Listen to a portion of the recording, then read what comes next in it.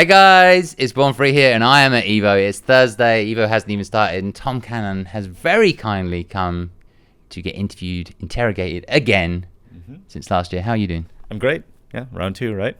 Round two. So if we haven't seen the video from last year, we did a video last year. So go check that out. It's very interesting. But at the end of that video, we were packing up, and we sort of had a conversation afterwards. And something had been playing on my mind, and you had sort of said, oh, I kind of wanted to talk about some of my regrets, and one of them I thought was kind of very interesting.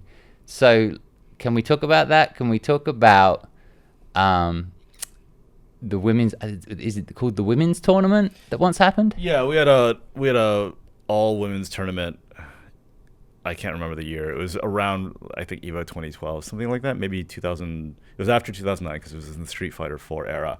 But it was an experiment to see if we could encourage more women to play fighting games and play them in the way that we value, which is play them to win and play them with a real competitive spirit, right?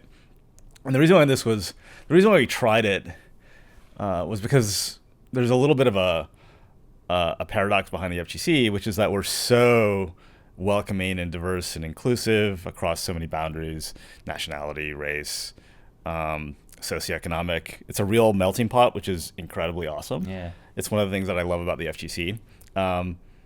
But we haven't made a ton of progress getting women players really excited and interested in play, even though there are some players who have been around for a long time. It just seems like that's a conspicuous absence of inclusion. Yeah. And so back in the day, we tried to solve that by saying, hey, if you're a woman and you want to compete at EVO and you're competing in the main tournament, we'll have another tournament for you, which is all women's tournaments. And that, I was pretty happy with the way it went. Kayane won. It was, I think, a real... It drove awareness around Kayane, who's just an incredibly excellent player. Yeah. She's been a top player in Soul Calibur for a long time. Yeah. And so it had some good outcomes, but there were some, I think, challenges in the way that we executed that.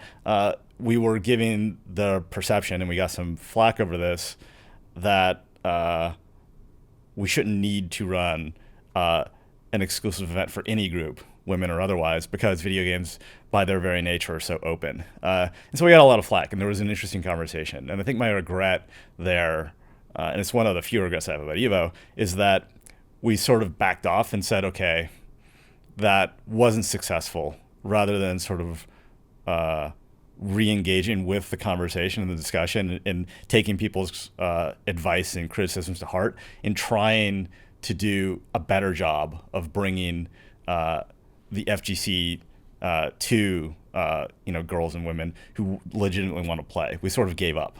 Yeah. And that it was. I think we're in a different place now, where we've learned a lot about. There's been a lot more experimentation around things to do at a fighting game event. Back then, it was just pretty much the tournament, right? And now this weekend, there's so many different kinds of events going on, exhibitions, parties where there are games being played, where it's much more a full celebration of fighting games. That I want to try to find ways to understand this better and see how we can get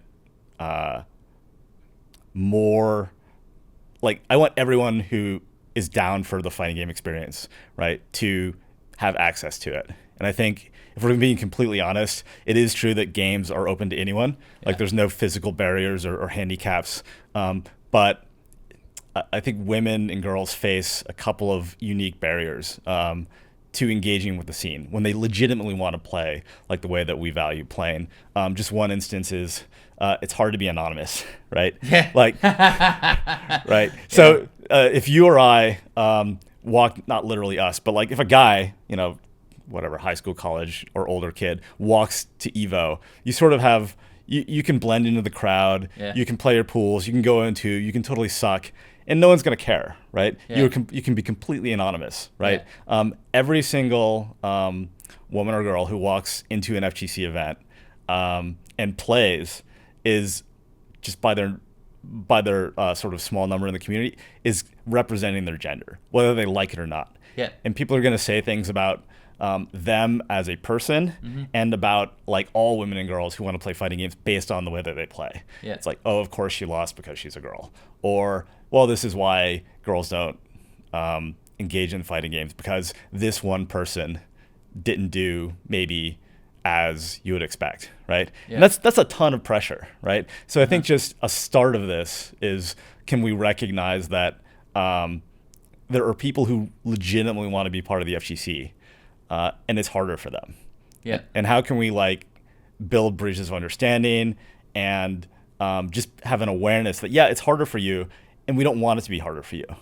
I think where this sort of goes off the rails is where we start thinking about the target of, well, we need more women playing fighting games. I think that's the wrong thing to aspire to.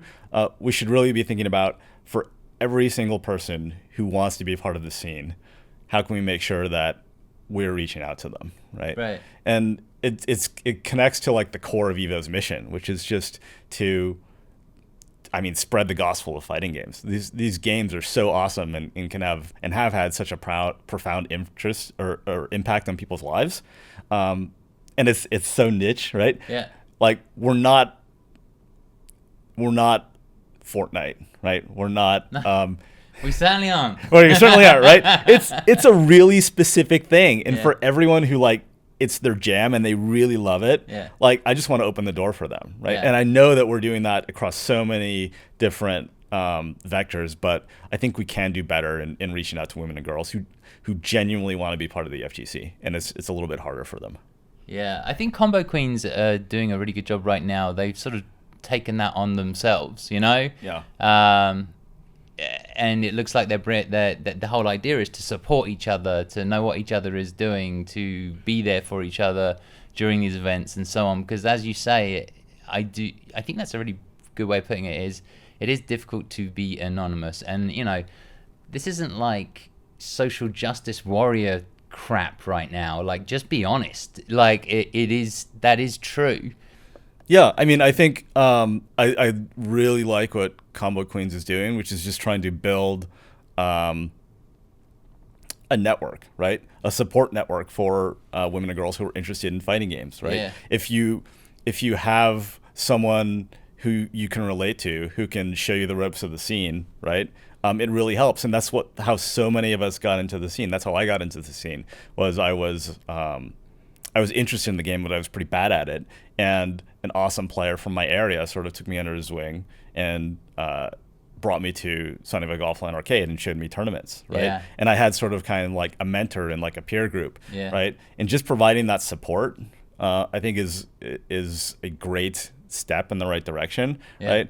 And I think we need to keep in mind, like, what are we aiming for, right? We're not aiming to change what makes the FGC great. We're just trying to like build more pathways to get into it and to stay there.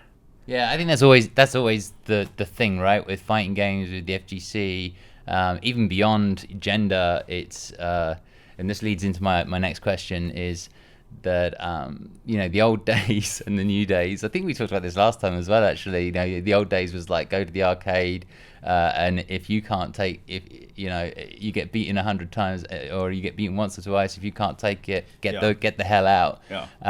And things have sort of changed. And one of the things I noticed recently was that Fighters crossover in Akihabara, Esports Square, has recently been running beginner and intermediate tournaments, and I thought that was interesting because you know, there's not a lot in it in the short term for beginners and intermediates, and the old school way would be like, well, who cares, fuck you, like, just, you got to work for it, right? But like, I thought it was kind of appealing. I thought, because online you rank up, you get these little things, you know, and intermediate and beginner tournaments, it's like, well, I get to play these other beginners, and then you know, I'll probably still go 0-2, and then eventually, you know, maybe I'll actually win something along the way, as opposed to it being like a 5 to 10 year or however long it takes. Sorry, Right. that might be a bit much, but however long it takes to actually for me to actually get some recognition. Yeah. You know, what are your thoughts on that? Have you ever done that at EVO? Is there anything you ever think about as an idea? Well, I think it's a really cool approach that they're doing down there. I mean, if you think about, you talked about the days in the arcade where you just get beat up in the game over and over again, and if you can't take it, you're just out, right? Yeah. I mean, the experience that so many of us have had getting into fighting games was just losing time after time after time, right? With really not being able to feel progress or feel success, right? And that's really hard. And you know, props to people who like survive that. Yeah. But being able to compete against your peers who are also new players and feel that like, you know, thrill of victory and sense of progress is something that actually the really, I guess, old people like me had in the arcade when we were all learning Street Fighter 2 for the very first time. That's true. No one knew right? what they were doing. We were all bad. The winner of like the tournaments back in like the 90s were, at least where I was playing, you know, outside of California, we're bad players, but like we felt like winners, and that like was motivation for us to keep going, right? And I think we've tried. It's hard for something like EVO to do this because we are just one event, right? And the scope of EVO is so big. We have so many players coming from all over the place. But I think at the local level, right, at the city level or maybe in the regional level, that's something that could really take hold.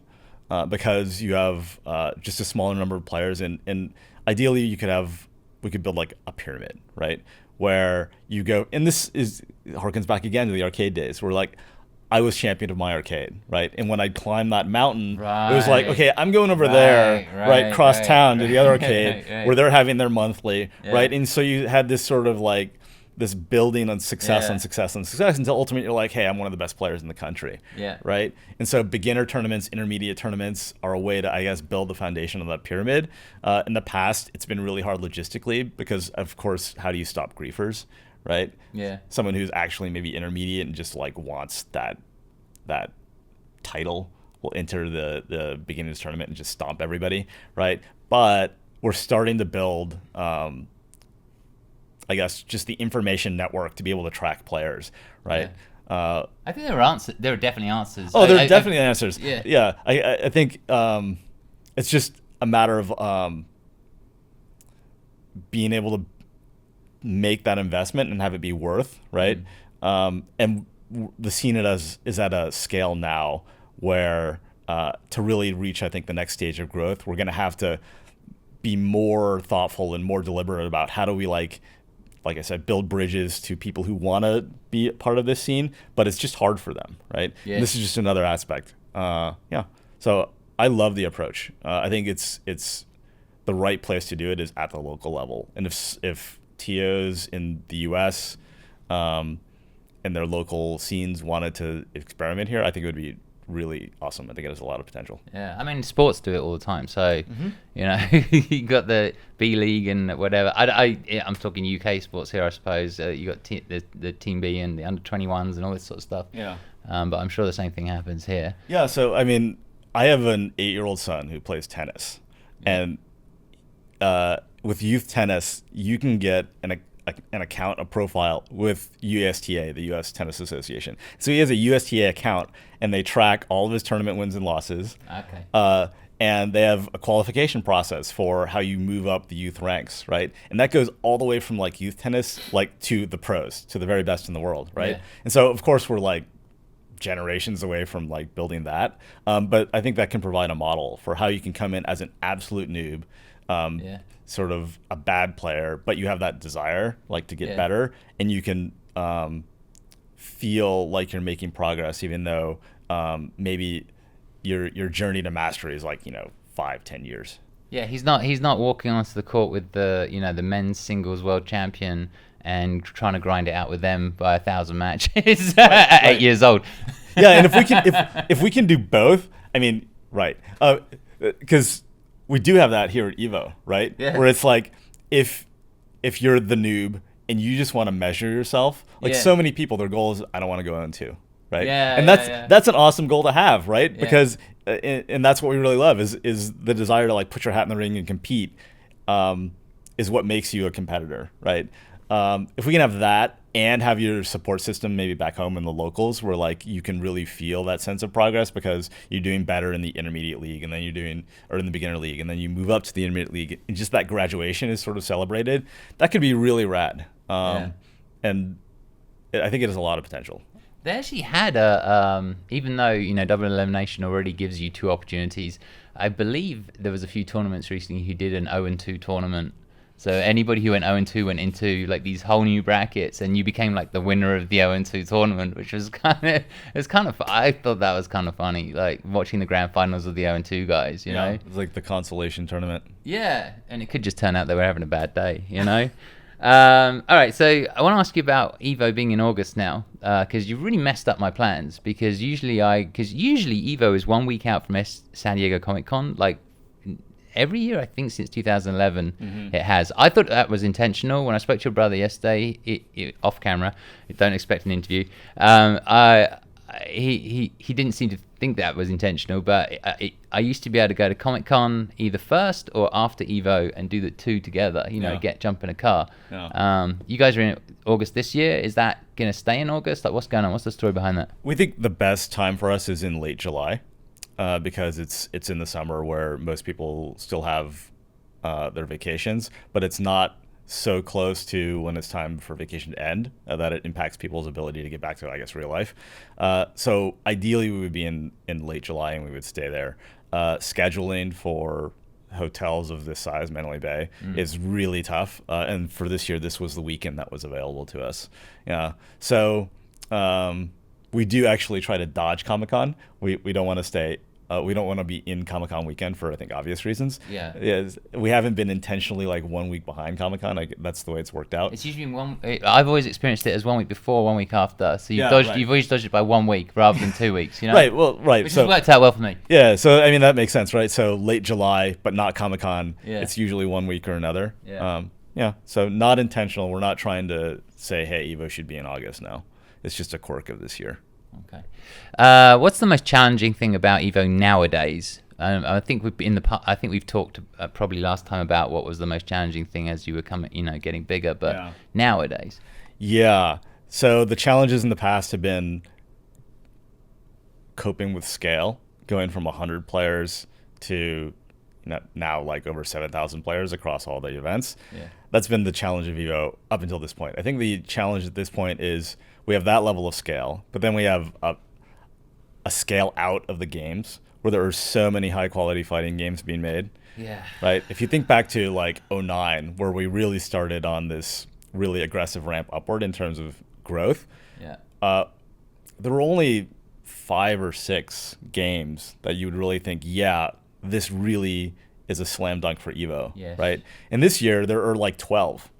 And so we've had to not accommodate games. We've had to cut games that have enough players and have enough of passion to deserve to be here, right? And so how do we scale EVO to accommodate many, many players, but also many, many games? That's, I think, the next challenge for us. And we're making progress. This year, for the first time, we're going to give a little bit of stage time and stream time to some of the side tournaments. And we're going to think about how we can improve that next year and turn EVO into, of course, we'll have sort of our big marquee games, but for all the other games that have, a passionate following and folks who are interested in really elevating that game at EVO, how can we partner with them and support them? Like, I would love it if we could have 20 games at EVO and support 20 games. But now, of course, we can't do 20 games on Sunday. There's just not enough time, right? But how can we sort of expand what it means to be at EVO? Because right now there's a pretty hard delineation between the official games and the side games. Can we blur that line a little bit? That actually brings its own set of problems, because I saw somebody comment the other day and it made me think, we're going to have grand finals on a Saturday night. There's nothing wrong with that. But at the same time, it was competing with, top 64 down to top 8 for, let's say, Street Fighter 5. Yeah. Right? And that to me is actually my personal, I love that part, because that's when people just start, and as a viewer, not as a player, but as a viewer, it's like people start getting killed. That's when the killers get killed. So it's like, I guess the question is, I'm sure you've been asked this question before, but like, would you ever make EVO longer, like a week long event or something, to allow that breathing space for some of those games to be able to shine without the competition? Because as you say, Sunday has no competition, right? Sunday just is what it is. You watch it, no competition. Saturday finals it's great to have a final spot, on EVO, but you still got other stuff going on that people are tuning into. You're right. That's a real challenge. The short answer is not anytime soon. I think it would be asking too much of most of our attendees to extend it to like a 4-day event. But I mean, when you're dealing with growth, right, and trying to transform the event, with that always comes change. And so I would like to think about ways where we can accommodate, like reduce that conflict, right? It's, I'm not going to come up with an answer. Right. No, I know. Of course you're not. Like, so basically, it is what it is. Like, basically, I guess I'm saying, like, that's why it gets really complicated. You know. That's right. Yeah, that's why it's complicated. And the truth is, we do this like once a year now, sort of maybe twice a year with EVO Japan. But the story of EVO has consistently been slow organic growth and slow organic, if I can use the pun, evolution, right? And that's why we call it evolution, although that's kind of the most generic name ever, so maybe we could have come up with something more unique. But it's true. I've always thought, like, what the hell? Like, you can't Google evolution. You just can't. You have to Google evolution FGC, and then you get, have to. Right. Like cars, like everything is named EVO. But Darwin. But yeah, I mean, this is something that I think is sort of the next stage for EVO and generally for the FGC, is in a world where you have so many high quality games being made, which is great, right? It's probably never been a better time to be a fighting game fan. Like 3D, anime, 2D, platform, all these fighting games have like really good games in their sort of subgenre. How do we like embrace that and make events use that as like a strength rather than sort of this competition, which we really have now, which doesn't feel great. It doesn't feel great when you're on top, because there's always like, oh, well, we're not going to be on top forever. What does that mean? And it feels really bad when you sort of don't make the cut, which happened to a couple of games this year. Well, let's talk about a little bit about that, because I guess lately I felt, at least, that there's sort of almost an oversaturation of games being made and more so tournaments, just like everything is a tournament. And there was a time when I was like really wanted that so bad, and then it kind of, that time came, and then it just kept growing and growing and growing and growing and growing, to the point where I, as a viewer, am a bit like, I don't know what to watch anymore. I don't know what's important anymore. That's just me though. So what are your thoughts on like where the growth has gotten to, like, at the moment? So I love having a fighting game event so many weeks out of the year. I think that's great that we have so much content. But I agree with you that there's kind of a sameness that's creeping in to so many of these events, where we've lost a sense of narrative. Before, when we were at a smaller scale, and frankly, when fewer players were traveling, storylines would organically develop around like local champions. There was like King of New York, and there was like whoever the top Cali players were. There were Midwestern players, and then the wild cards about the Japanese. And then when those players came together, you had really compelling storylines, right? And we've lost that strong sense of narrative. Now there are pretty strong stories, but they're centered usually around like individual players. And the regional rivalry is something that I think was is really, really cool that it would be great to amplify. And the challenge is that so many events are all aiming for kind of the same target. Like, of course, every event wants the best players because they want a great event, and you can't fault them for it, right? But it's I wonder if there's a way, and I have no idea how we would do this, if we could come together and try to organize a season or an annual cadence that wasn't so taxing on players, because it sucks that players have to travel so often during the year, and gave sort of the second tier, I don't mean that in an insulting way, but like the players who are really good, who maybe you don't hear about all the time, gave them sort of the space to get their own following and for their stories to be told. Right. Yeah, it's challenging, because one thing that's awesome about Grassroots is that every single community member, TO, has the freedom and empowerment to do what they think is best, and we sort of get this like lab of ideas. Combo Burger's trying this stuff, CEO is trying this stuff, Big E is trying this stuff, and the best ideas sort of flourish and get propagated. That's awesome. But where we are now, there are some downsides, and oversaturation is a downside. Like I said, the lack of this regional pride that we really had in spades years back has sort of been diluted. That's another downside. It's an interesting problem, but I agree with you that there's a little bit, it can be fatiguing sometimes with so many events, and every single event is super high quality. And if you tune into that event, it's awesome. Right. But how do you know, like, what events, if you tune into all of them, it can feel a little bit overwhelming. Yeah, it got old fast actually for me, because I remember the first weekend where I was like, I can literally watch something from Europe this morning, and then I can tune into something from like the East Coast, then I can tune into something from the West Coast, then I can tune into something from Japan, and I could go a whole weekend with no sleep, and I could just watch Street Fighter. And at the time it was like an amazing thing. I was like, wow, I'm just not going to sleep this weekend. I'm just going to watch all these amazing Street Fighter players play Street Fighter. And then, after a few weekends of that, you start to think, well, what am I supposed to be watching?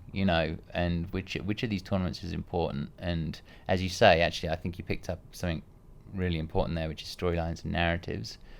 And that rivalry as well. I actually think Dragon Ball has the best storyline this year, because I think that has become a Japanese versus America, and also sort of like, use Sonic Fox, Prodigy, and whatever. But that's a whole other thing. Sure. But you're right. Those you start with oversaturation, where I didn't put the two and two together. But with oversaturation, you start to lose the storyline and the narrative.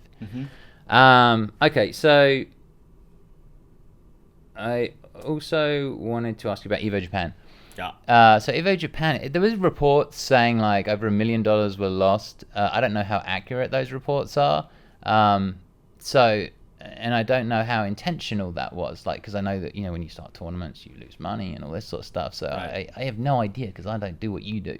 So can you give me some context around that? How you what did you lose more money than you had expected? How do you evaluate what happened in EVO Japan? Right. So the thing to keep in mind is EVO Japan is run by an outside organization that we partnered with. We think the approach of like partnering with a local Japanese company who really knows how to do business there and how to run events and knows their players the best is the right approach. And the vibe that a lot of players had, American players who I talked to at EVO Japan, was that this kind of feels like EVO back in the day, maybe like in 2009 or something like that. So that's awesome. But what that means is that, remember, EVO, to get from 2002 to 2009, 7 years of growth and slow investment, right? The team over there has chosen to jumpstart that. Like day one, they're like, we're at EVO 2009 scale, right? And that takes a big upfront investment. So it shouldn't be surprising that they weren't profitable in year one, right? I think what that represents is a strong commitment to build something that is really awesome for players in that side of the world, right? So, I mean, I would be surprised if year one an event like that is profitable, especially given some of the challenges that they have in Japan around esports laws and who's a pro player and how can you monetize and how can you give away prizes. There's some unique complexities that they're working through. So we were really happy with the event, the quality of the event. It felt like a true EVO. And it had its own sort of Japanese flavor with especially like Cup of Noodles Man on the stage. It was, right? Yeah, it was great. And so, but it's definitely a time of investment, right? And it's an opportunity because they have the ability to invest like that to really catch up rather than follow in the path of EVO in the West, which has been, like I said, 20 years almost at this point, of 16 years of slow, steady organic growth. They're going big early. So let me ask a question about that. Is it kind of like a franchise? Like, because the way you're talking about it, you're sort of saying like they, and it sounds like, I'm sure you're involved very much, but is it more like a franchise? It's like they invested, they lost money kind of thing? I wouldn't use the word franchise. I'd use the word partnership, right? If you think franchise, franchise is like, hey, here's our playbook. You go execute the thing, and you think about stamping out a lot of these things. That's not really what we're trying to do with EVO. We started EVO Japan because we knew that there were just a ton of Japanese and Korean and other Asian players who really would value the EVO experience, but just didn't have the means to get there. Right? And so in that one spot on the globe, it really makes sense to just bring this experience to more players, right? And so, okay, so that's our mission. How do we execute on it? It's really the sort of nature of like the team there that executes but combined with the EVO staff here that's really giving them guidance and advice about what it means to be a real EVO, why we're an open tournament, why we do things in a particular way. I think that's a really strong partnership, right? Whereas if we were doing this in, I don't know, Canada, right? Maybe we wouldn't need that local partner, but in this case, it's a really valuable relationship. Okay.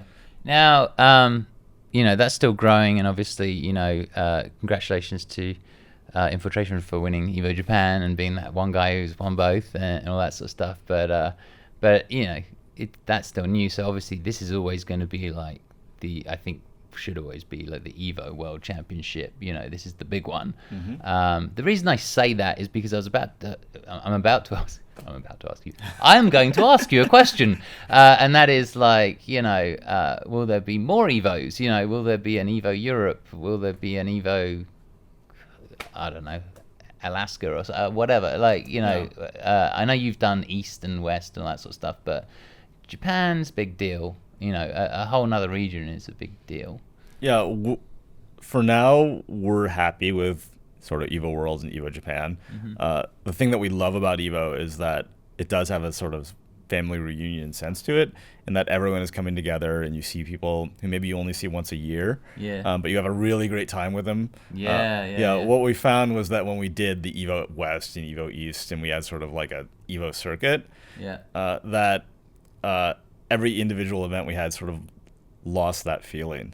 And so we would rather do a fewer number of events and have them be really impactful and really sort of the one spot on the calendar that you want to commit to if you're a fighting game fan, rather than have like a lot of events where each one doesn't have that really special sense. Yeah, that makes sense. That's my catchphrase now, apparently. So I have to get that on a T-shirt. That makes sense. That makes sense. Yeah, that's my thing. I get that in the comments.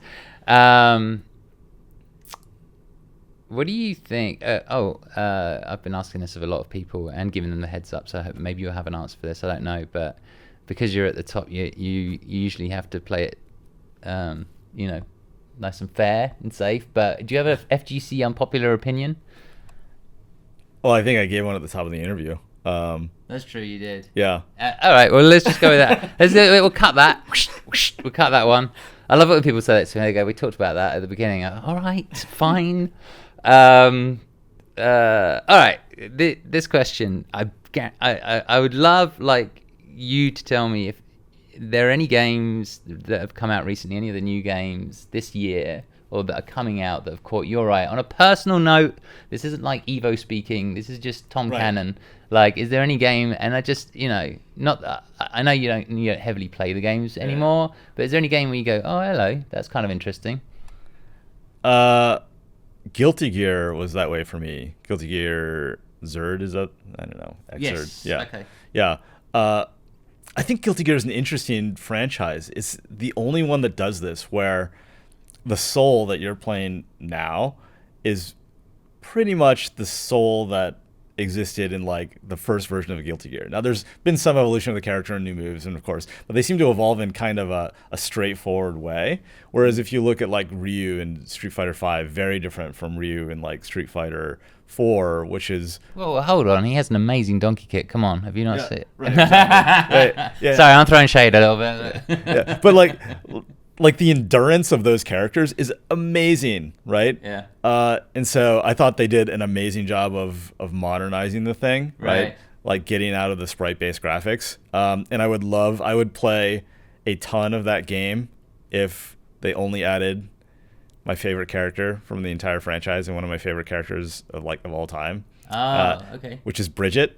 Okay. And so I was super hyped when Guilty Gear was doing their announcement a few years ago. And they just kept announcing things like, hey, here's this like statue mode, and there's a new character, and it was Dizzy. And I was like, it's so bittersweet. I know that feeling. I love Dizzy, but not as much as Bridget. So I am hopeful that they'll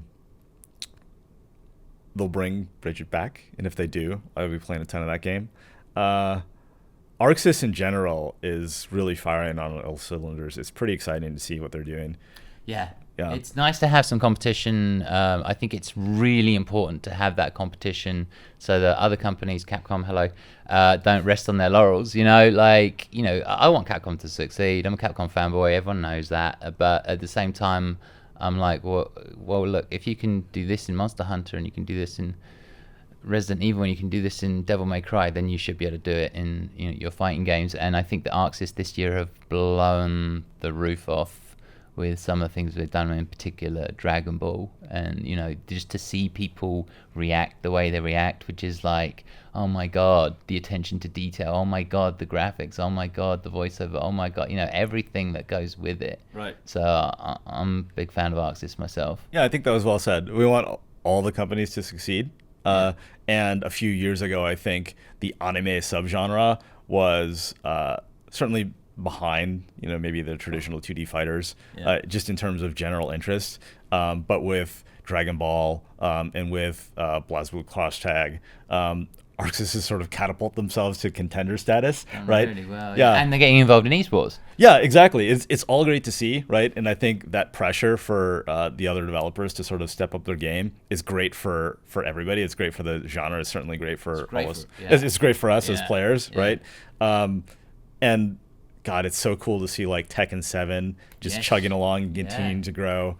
I think, Street Fighter 5 is finding its legs with Blanca-chan. I think was brilliant.